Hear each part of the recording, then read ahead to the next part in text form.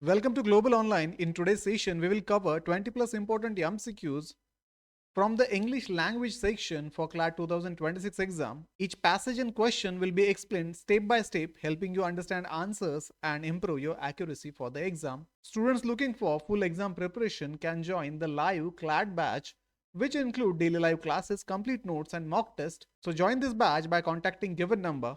Let's begin. So let's read out this passage punctually. At midday, he opened his bag and spread out his professional equipment, which consists of a dozen of cowrie shells, a square piece of a cloth with obscure mystic chart on it, a notebook, and a bundle of Palmyra writing. His forehead was dazzling with the scared ash and vermilion, and his eyes sparkled with a sharp, abnormal gleam, which was really an outcome of a continual searching look for customer, but which his simple client took to be prophetic light and felt comforted. The power of his eyes was considerably enhanced by their position placed as they were between the painted forehead and the dark whiskers which streamed down his cheeks. Even a half-wit eyes would sparkle in a such setting. People were attracted to him as bees are attracted to cosmos of. He sat under the boughs of a spreading tamarind tree which flanked a path running through the town hall park. It was a remarkable place in many ways. A surging crowd was always moving up and down this narrow road morning till night.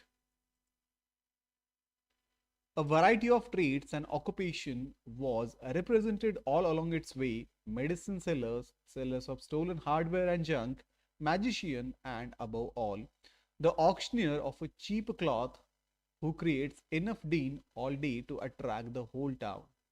Next to him, in a vociferousness, came a vendor of a fried groundnut who gave his ware a fancy name each day, calling it Bombay ice cream one day and one next Delhi almond, and on the third Raja's delicacy, and so on and so forth. And people flocked to him. A considerable portion of his crowd dallied before the astrologer too. The astrologer transacted his business by the light of a flare which crackled and smoked up above a groundnut heap nearby. So we can summarize this passage. The passage describes an astrologer who begins his work punctually at midday under a tamarind tree in a bustling park. His appearance, marked by sacred ash, vermilion, and sharp eyes, is carefully crafted to appear prophetic and attract customers.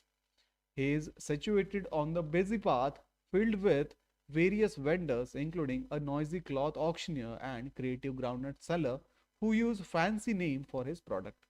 The astrologer conducts his business in this vibrant, chaotic setting, illuminated by a flare from a nearby groundnut heap. So let's discuss questions. Which among the following is a word for a phrase bright and colorful in an impressive way? Options are given: mystic, flare, sparkle, and dazzling.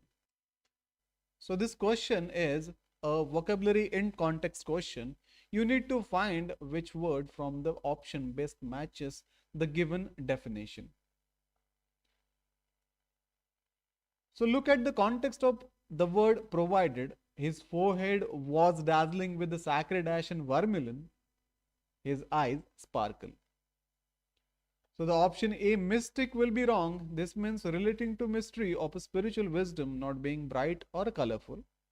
Option B, flare, this one is wrong. This is a noun referring to the source of a light or a flame, not an adjective describing something as a bright and colorful. While in case of option C, sparkle, this one is also wrong. While it means to shine brightly, it often implies many small point of a light like a glitter, not the overall impressive and bright effect described in the phrase. In case of option D, dazzling, this one is a correct.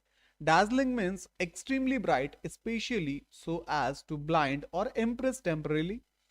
This perfectly fits bright and colorful in an impressive way, especially in the context of his painted forehead. Hence, option D, dazzling, will be the correct answer here.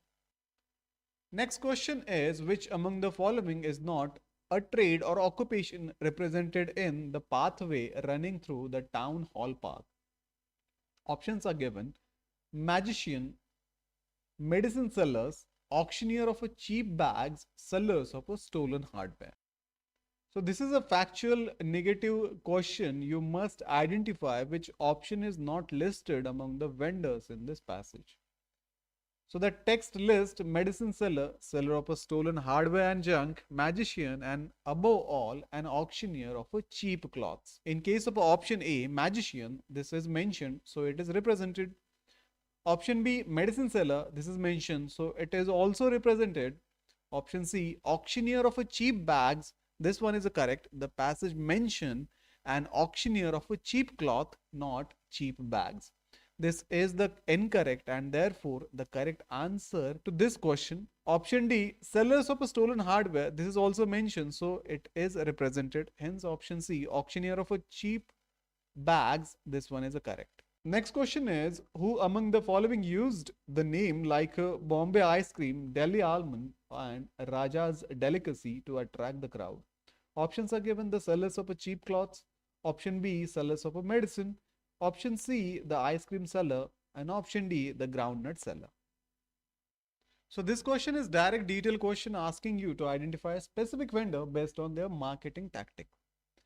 So the passage states, next to him in vociferousness comes a vendor of a fried groundnut who gave his ware a fancy name each day, calling it Bombay ice cream one day, and on the next Delhi almond, and the third Raja's delicacy.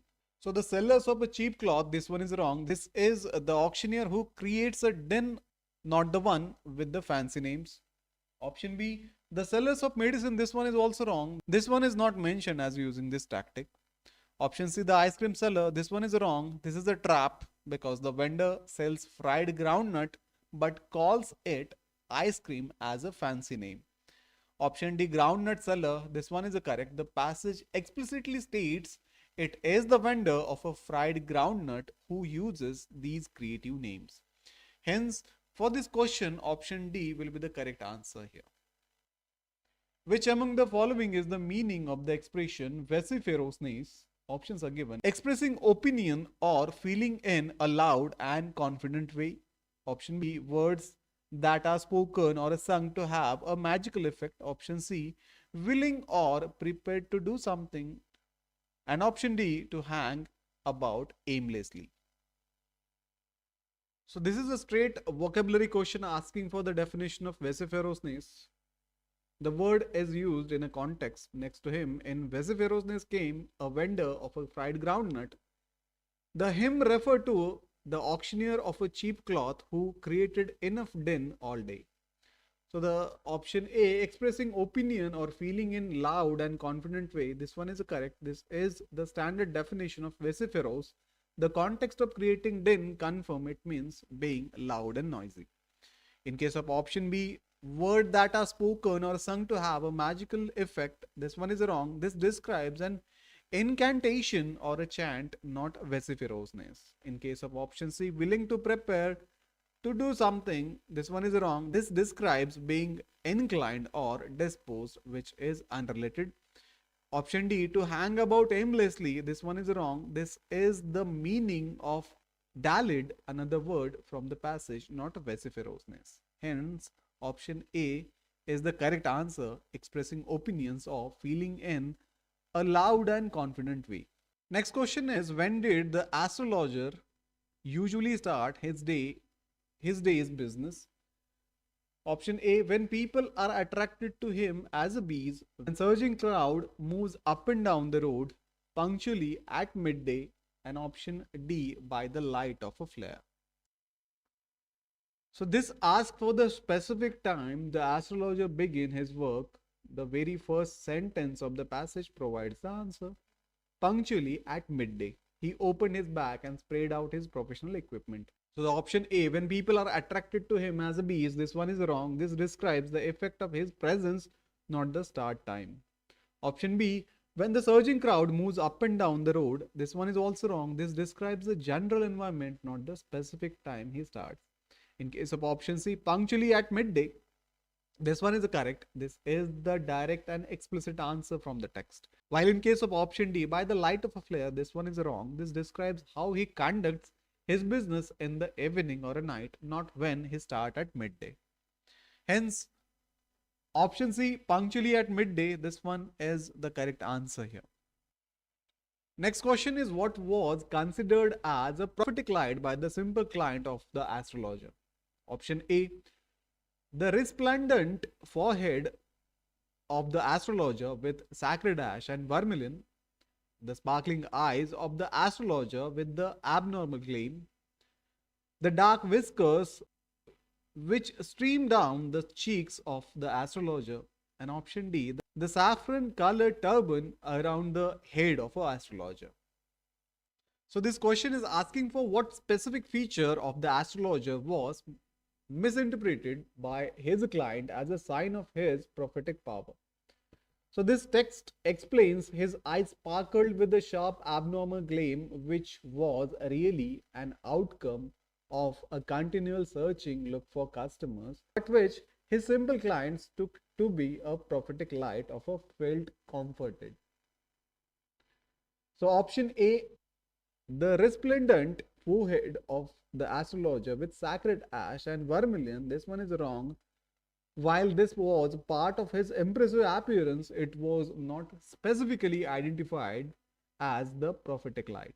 In case of option B, the sparkling eyes of the astrologer with an abnormal gleam, this one is correct. The passage directly states that the gleam in his eyes is what client took for a prophetic light. In case of option C, the dark whiskers which stream down the cheeks of the astrologer, this one is wrong. The passage says the whiskers enhance the power of his eyes, but they were not the source of the light. In case of option D, the saffron colored turban around the head of astrologer, this one is wrong. A turban is not mentioned in the passage at all. Hence, option B, the sparkling eyes of the astrologer with an abnormal gleam, will be the correct answer here. So we have a passage here. Education is not the amount of information that is put into your brain and runs riot there, undigested all your life. We must have life building, man making, character making, assimilation of ideas. If education were identical with information, the libraries are the sages in the world and the encyclopedias are the riches. Getting by heart the thought of other in a foreign language and stuffing your brain with them and talking some university degree, you consider yourself educated. Is this education? What is the goal of your education?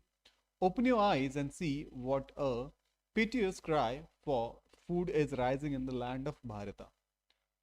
Proverbial for its food, will your education fulfill this want? We want that education by which character is formed, strength of a mind is increased, the intellect is expanded, and by which one can stand on one's own feet. What we need to study, independent of foreign control, different branches of knowledge that is our own, and with it, the English language and Western sciences. And Western science, we need a technical education that all else that will develop industries so that men instead of seeking for service may earn enough to provide for themselves and save against a rainy day. The end of all education, all training should be man making. The end of aim of all training are to make the man grow. The training by which the current expression of will are brought under control and become fruitful is called education. What our country now want are muscle of iron and nerves of steel, gigantic walls with nothing can resist, which can penetrate into mysteries and secret of universe and will accomplish their purpose in any fashion. Even if it mean going down to the bottom of ocean, meeting death face to face. There is only one method of attaining knowledge, is it by concentration. The very essence of education is concentration of a mind. From the lowest to the highest man, all have to use the same method to attain knowledge. The chemist who works in a laboratory concentrates an element to analyze them. Knowledge is acquired by a concentration. So we can summarize this passage as Swami Vivekananda redefines education as more than just memorizing information or earning a degree. He argues that true education is a man-making process that builds character, strengthens the mind, and expands the intellect, enabling self-reliance.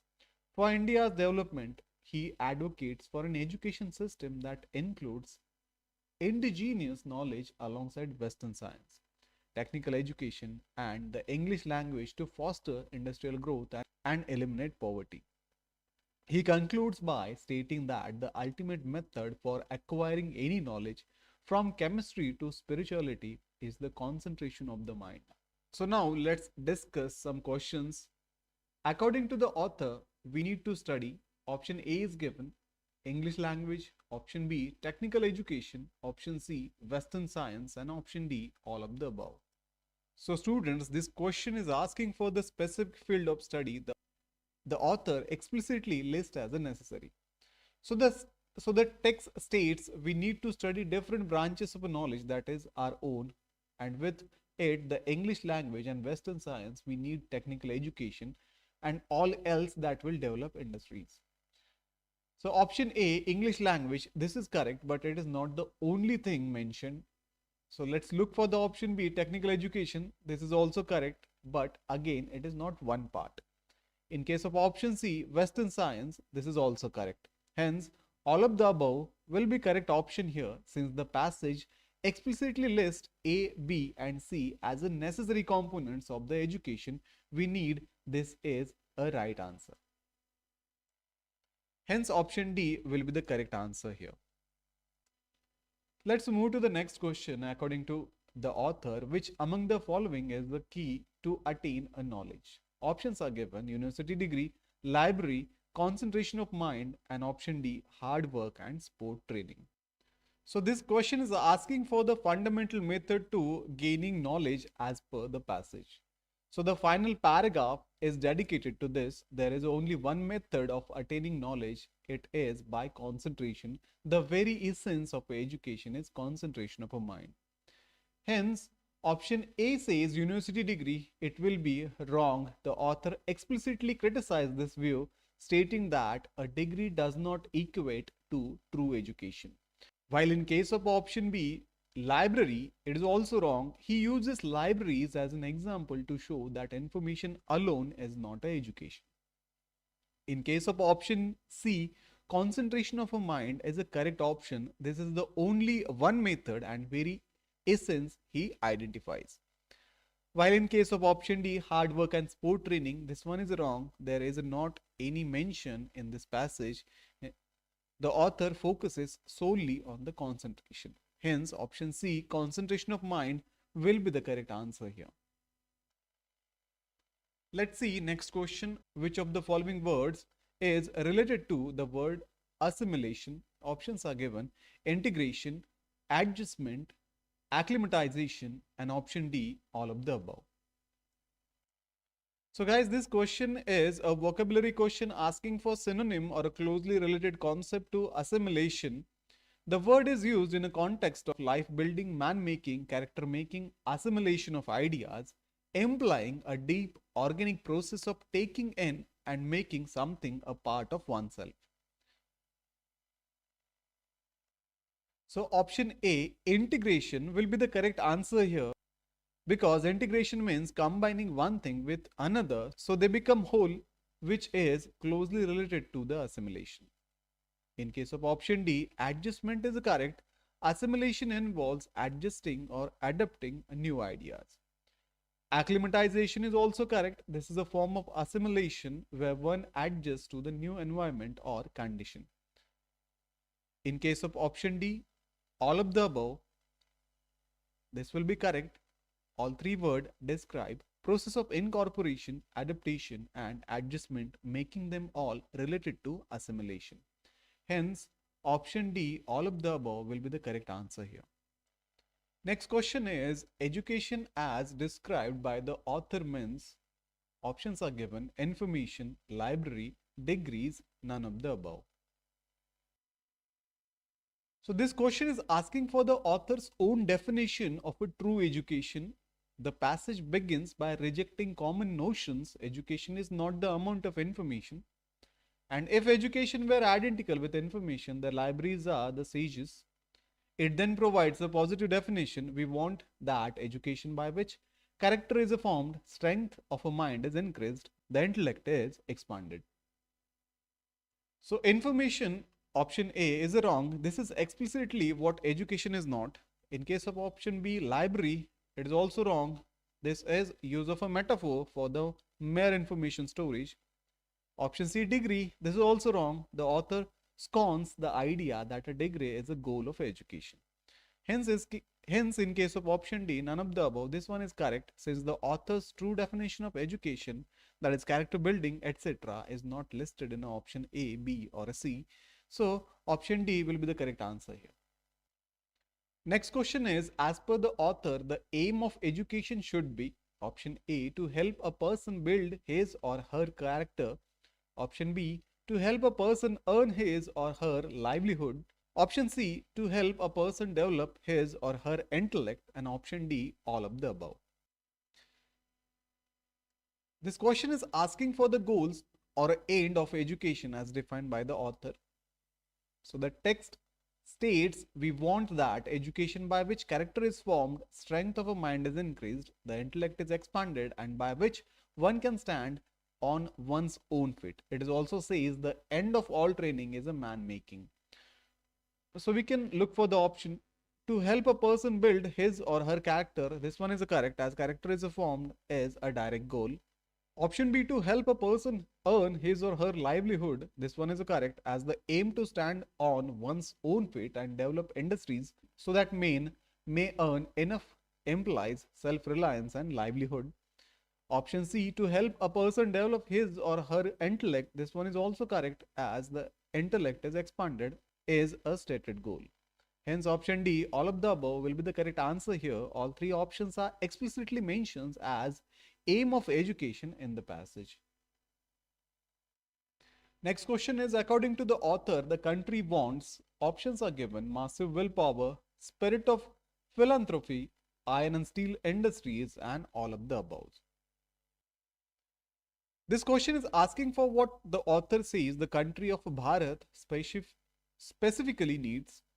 So the passage declares what our country now wants are muscle of iron and nerves of steel, gigantic wills which nothing can resist. So the massive willpower, option A, is correct. This is a direct paraphrase of a gigantic wills. Option B, spirit of philanthropy. This one is wrong.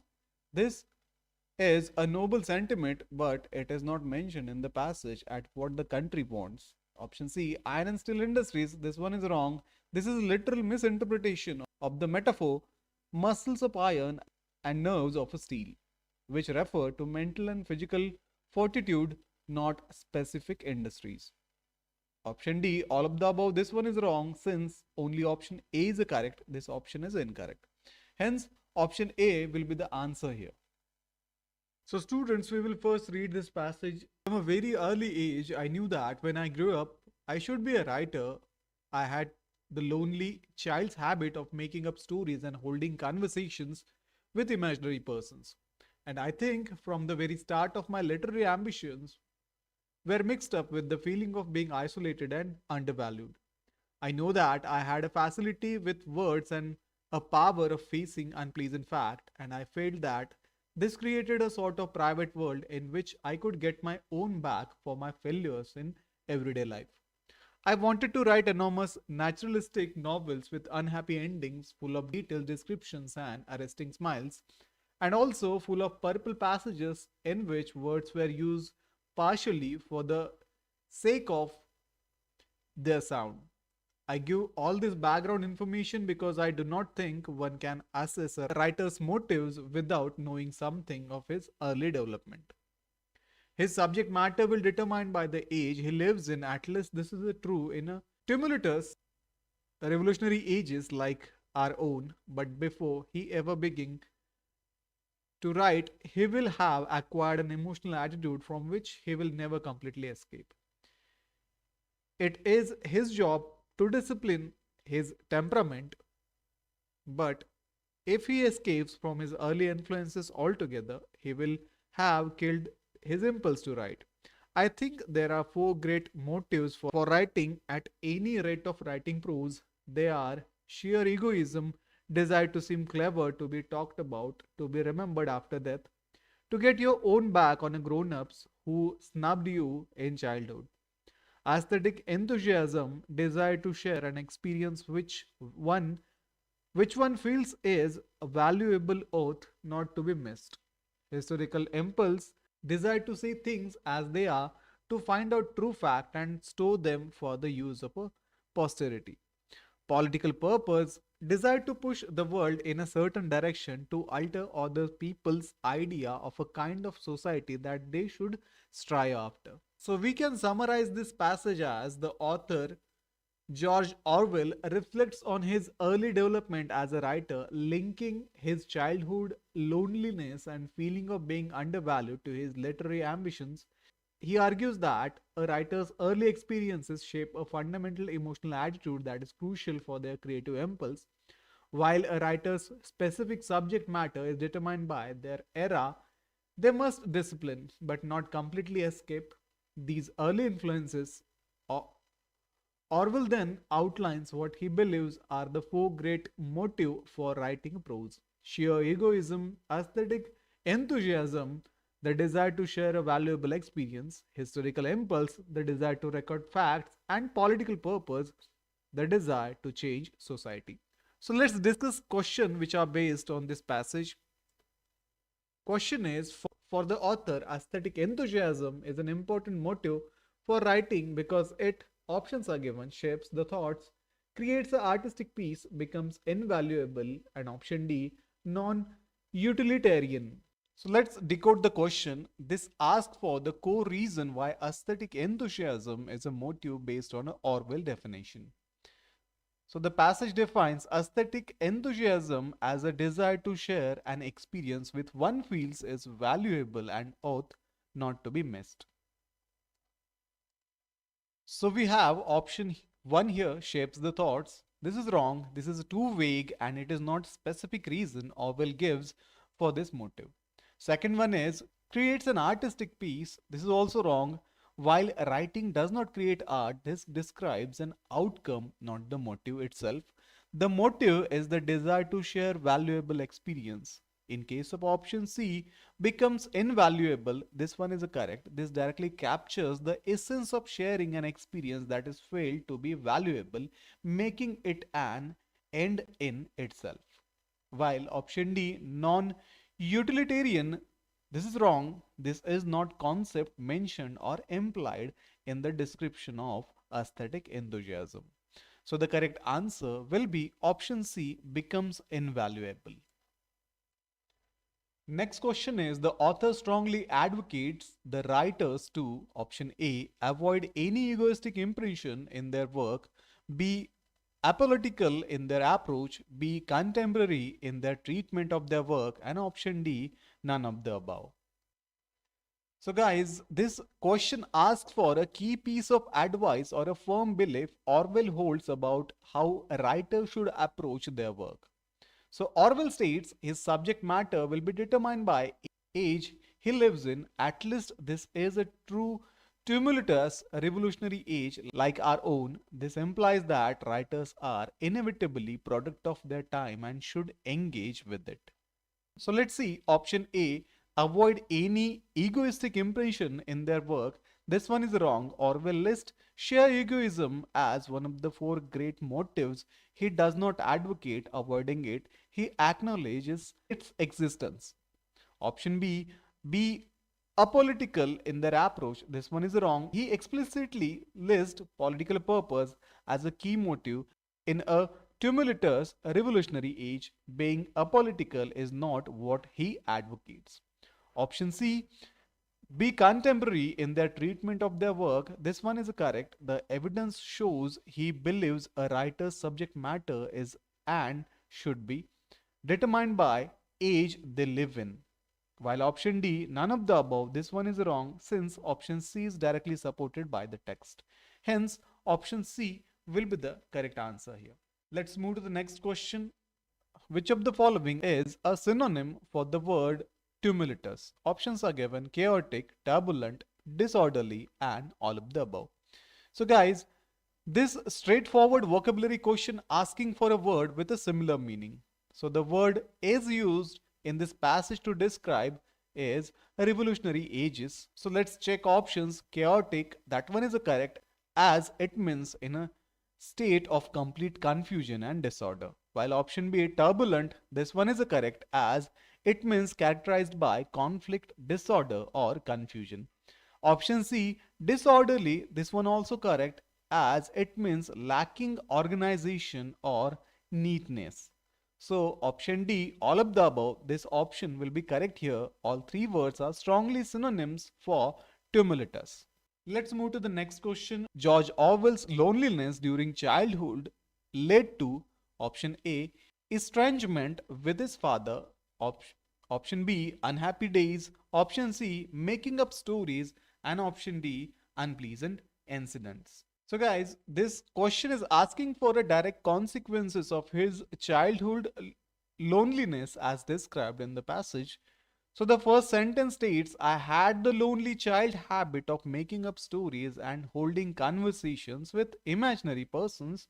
It indicates making up stories. Option C will be correct here. This is direct textual consequences he mentions. So option A, estrangement with his father. This one is wrong. This is not mentioned in the passage. Unhappy days, that one also wrong. While he mentions failure in everyday life, the specific habit linked to loneliness is making up stories. And option D, unpleasant incident, that one is also wrong. This is too vague and not the specific result mentioned. Hence, option C, making up story, will be the correct answer here. Let's move to the next question. Why does Orwell give background information? Option A, he had the lonely child's habit. Option B, it is essential to know about motives of writers. And option C, because of his historic impulse. And option D, due to aesthetic enthusiasm. So this question is asking for Orwell's states reason for including detail about his childhood. He explicitly says, I give all the background information because I do not think one can assess a writer's motives without knowing something of his early development. So option A, he had the lonely child habits. This one is wrong. This is the background information itself, not the reason for giving it. Option B, it is essential to know about motives of writer. This option will be correct here. This perfectly paraphrases his stated reason. Option C, because of his historic impulse. This one is wrong. Historical impulse is defined as the motive for writing or a recording fact, not the reason for this autobiographical aside. Then option D, due to aesthetic enthusiasm, this one is wrong. This is another motive for writing, not the reason for the background information. Hence option B, it is essential to know about the motives of writers, is correct here. Let's move to the next question. If writer escape from early impulse, he will, options are given, lose his urge to write, be unable to imagine creatively, be able to converse with imaginary characters, and option D, be able to influence other. So guys, this question is asking for the consequences according to the Orwell of a writer completely abandoning their early influences. So the passage states clearly, if he escaped from his early influence altogether, he will have killed the impulse to write. Hence, lose his urge to write. This option will be correct here. This is the direct paraphrase of a killed his impulse to write. Then option B, be unable to imagine creatively. This one is wrong. While this might be a consequence, but it is not the specific textual one Orwell uses. While in case of option C, be able to converse with the imaginary character, this one is wrong. This is the opposite of what would happen. This was a childhood habit born from those early influences. In case of option D, be able to influence other, this one will be wrong. This is not mentioned as a consequence of escaping early impulses. So let's read the passage. The right kind of education consists in understanding the child as he is without imposing upon him an ideal of what we think he should be. To enclose him in the framework of an ideal is to encourage him to conform, which breed fear and produces in him a constant conflict between what he is and what he should be. And all inward conflict have their outward manifestations in a society. If the parents love the child, he observes him, he studies his tendencies, his mood and peculiarities. It is only when one feels no love for the child that one imposes upon him an ideal for the one's ambitions are trying to fulfill themselves in him. Wanting him to become this or that, if one loves not the ideal but the child, then there is a possibility of helping him to understand himself as he is. Ideals are a convenient escape, and the teacher who follow them is incapable of understanding its student and dealing with them intelligently. For him, the future ideal, the what should be, is far more important than the present child. The pursuit of an ideal excludes love, and without love, no human problem can be solved. If the teacher is of the right kind, he will not depend on a method but will study each individual pupil. In our relationship with children and young people, we are not dealing with metrical devices that can be quickly repaired, but with living beings who are impersonable, volatile, sensitive, afraid, affectionate. And to deal with them, we have to have a great understanding, the strength of a patience and love. When we lack these, we look to quick and easy remedies and hope for marvelous and automatic result. If we are unaware, mechanical in our attitude and action, we fight shy of any demand upon us that is disturbing and that cannot met by automatic response. And this is one of our major difficulties in education.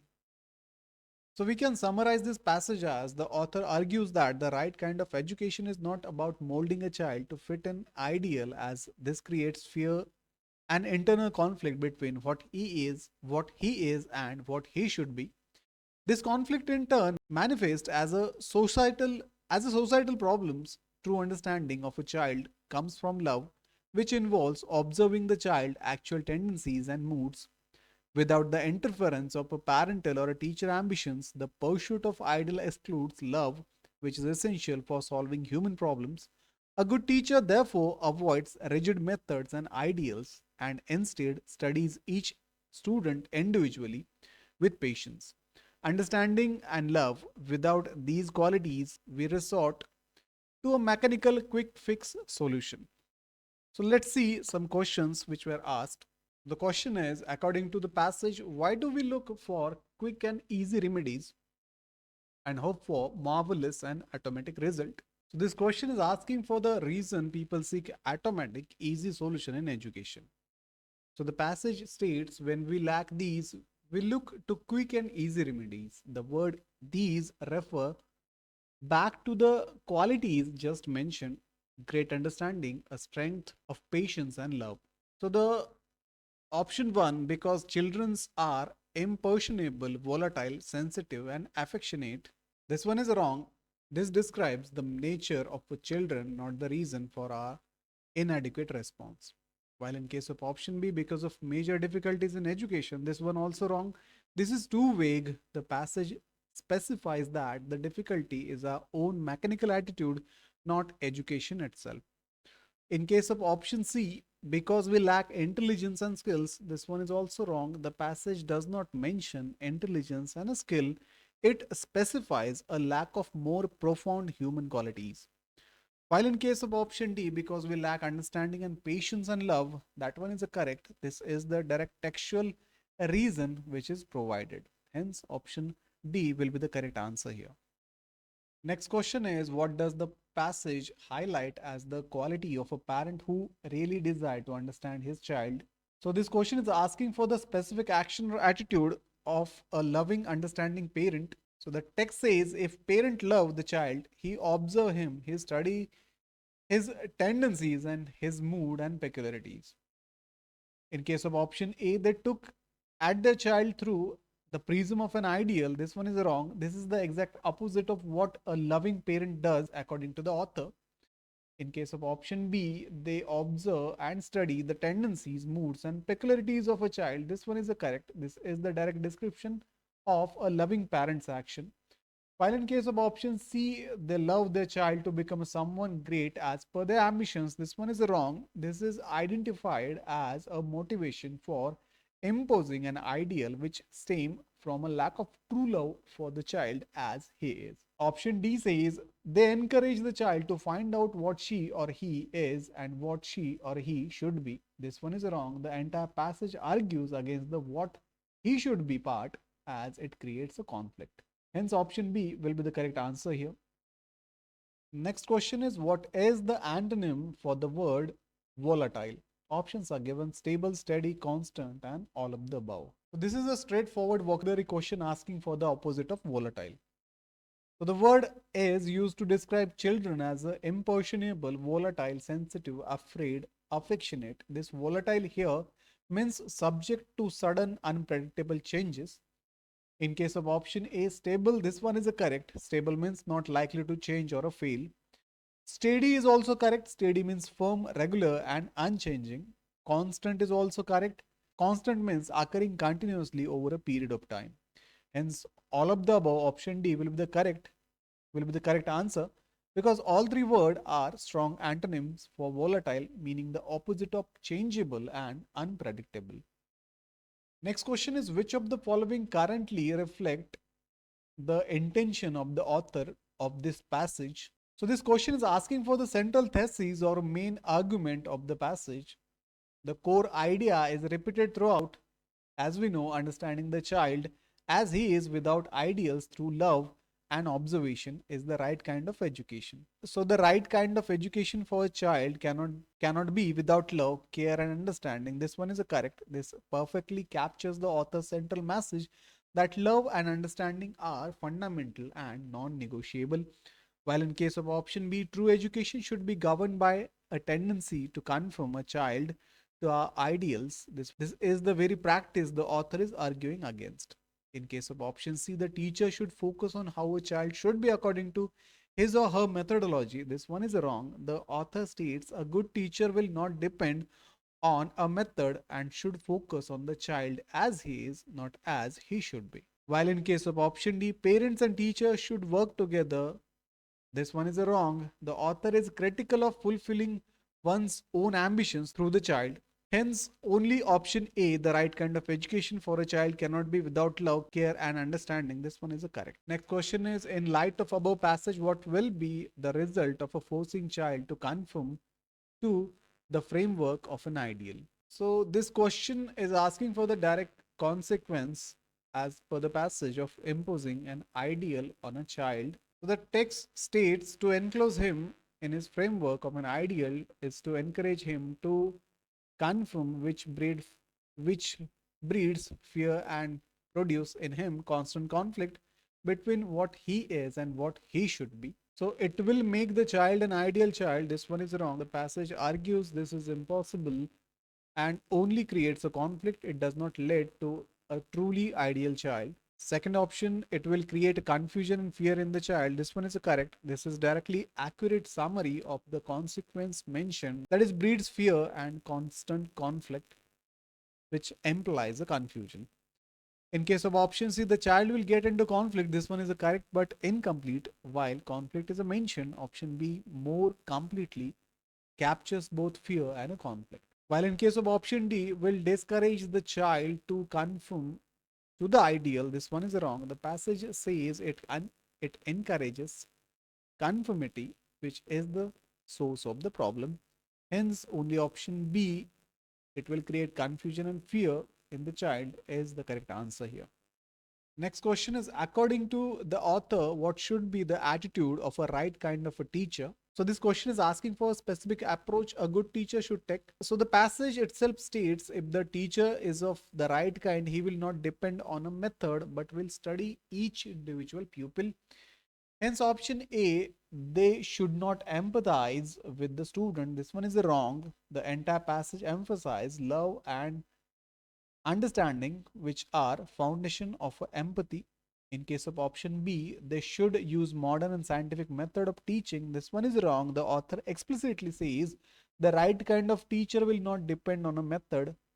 In case of option C, they should focus on studying each student individually. This one is correct. This is the direct instruction given in the passage. While in case of option D, they should instill great ideals in the student. This one is wrong. This is the core practice the author is criticizing throughout the passage. Hence, only option C is correct. They should focus on studying each student individually. So guys, that's all for today's discussion on high value English language MCQs for CLAT exam. These explanations are designed to help you approach both passage-based and factual questions with confidence. So the Law, CET and CLAT book by Global Online Publication is also available for those who want to complete study resource. There are some book features which include complete syllabus coverage, chapter-wise explanation, topic-wise practice questions, previous year papers and model tests, including smart tips and tricks for quick revision. So link to purchase is available in the description. Like, share and subscribe to stay updated. See you in the next session.